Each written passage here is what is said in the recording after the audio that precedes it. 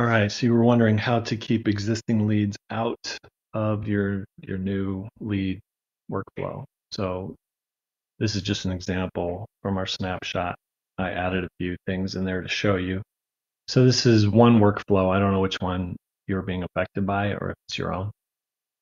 But this would be triggered by a new customer in MindBody. Yours may have a different trigger, but somehow they're getting in there from MindBody. So the trigger may be something to look at, the trigger itself, but you can also add a filter just past the trigger, which would be this, something like it. So if not existing member, and there are a lot of criteria you can use for not existing member. I added several, they're kind of in order of precedence. Actually, this one, we don't explicitly set contact type, but I just put it here as an example. If you use the built-in high-level contact type, you could certainly use that.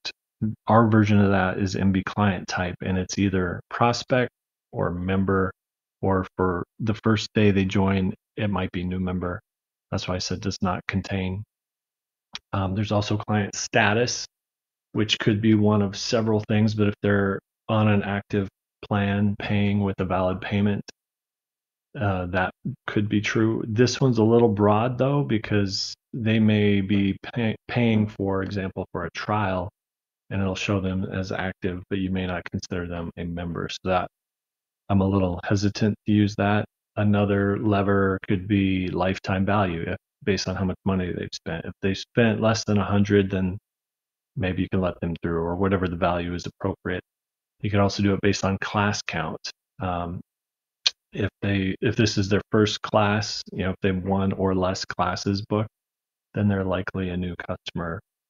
I have this set up with and conditionals. They have to meet all this criteria to continue on. You can kind of play with that and do whatever you want. But I just wanted to give you some ideas of the types of things that you have at your disposal to control actions and triggers and workflows. And just so you know, all of these custom fields are documented here in help.autogration.io. You can go to custom fields and see a description of all of them. And this might get you more familiar with what some of your options are as well. So hopefully this helps.